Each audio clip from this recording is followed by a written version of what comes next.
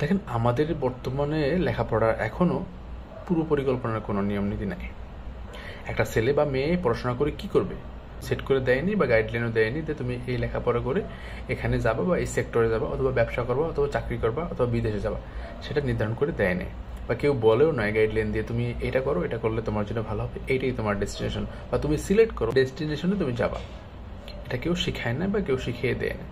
যার জন্য school complete করে, এটা কমপ্লিট করে যখন অনার্সে ভর্তি হই, বিশ্ববিদ্যালয়ে অনার্সে ভর্তি হই, তখন আমাদেরকে কেউ এই বিষয়টা জ্ঞান দেয়নি।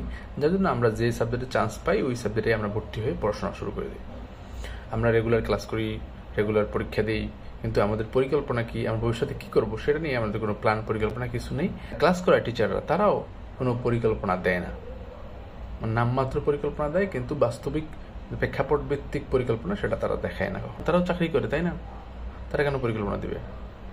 তার জন্য আমরা যখন লেখাপড়া শেষ করে বের হই, বের হওয়ার পর 4 বছর তো 5 বছর তো খুব ভালোভাবে লেখাপড়া করছি, লেখাপড়া করে বের হয়েছি। বের হওয়ার পর যখন দেখি বেকার, চাকরি দরকার, তখন আমরা চাকরি খুঁজে পাই না। কেন পাই না? আমরা আগে থেকেই ডেস্টিনেশন ঠিক করে নিই নি, কোন দিকে যাব আমি, আমার লক্ষ্য কি, আমরা ওই দিকে যেতে হবে। আবার অন্যদিকে ডানে বামে পিছনে উপরে নিচে তাকানো যাবে না। আমার লক্ষ্য ছিল সামনে, এই লক্ষ্যই আমি যেতে হবে। এটা আমরা স্থির কখনোই করি না। যার জন্য আমরা ডানে কতক্ষণ তাকাই, বামে কতক্ষণ তাকাই, উপরেও তাকাই, নিচেও তাকাই। এই যে আমরা চারদিকে দোদুল্যমানভাবে সবকিছু খুঁজে থাকি, যখন যেটা পাই, তখন এই সুযোগটা নেয় আমাদের দেশের বহুজাতিক কোম্পানিগুলা, বেসরকারি কোম্পানি। তখন তারা অল্প বেতনে ভালো কর্মী বা পরিশ্রমী যারা আছেন নিয়োগ দেয়। নিয়োগ দিয়ে অল্প বেতনে তাদেরকে প্রচুর গাধার খাটনি খাটায়, এবং সে কিছু বলতেও পারে না, কারণ তার চাকরি দরকার। চাকরি দরকার কেন? সে পরিকল্পনা করে না আগে, চাকরি লেখাপড়ার আগে, বিশ্ববিদ্যালয়ে ভর্তি হওয়ার আগে, অনার্সে ভর্তি হওয়ার আগে তিনি পরিকল্পনা করে না যে তিনি কোথায় যাবেন।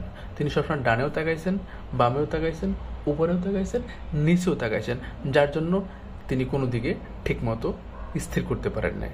আর স্থির না করার কারণে যখন তিনি অনার্স শেষ করে, মাস্টার শেষ করে চাকরি প্রার্থী হিসাবে বিভিন্ন জায়গায় অ্যাপ্লাই করছেন, তখন কোনো জায়গায় তিনি ভালোভাবে সাকসেস হয় নাই।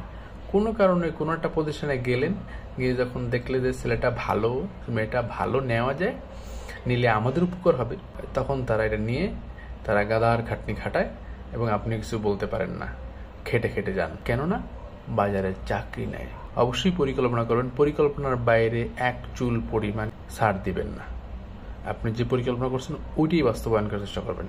ডানে বামে পিছনে উপরে নিচে তাকানোর দরকার নেই, এবং বোঝারও দরকার নেই।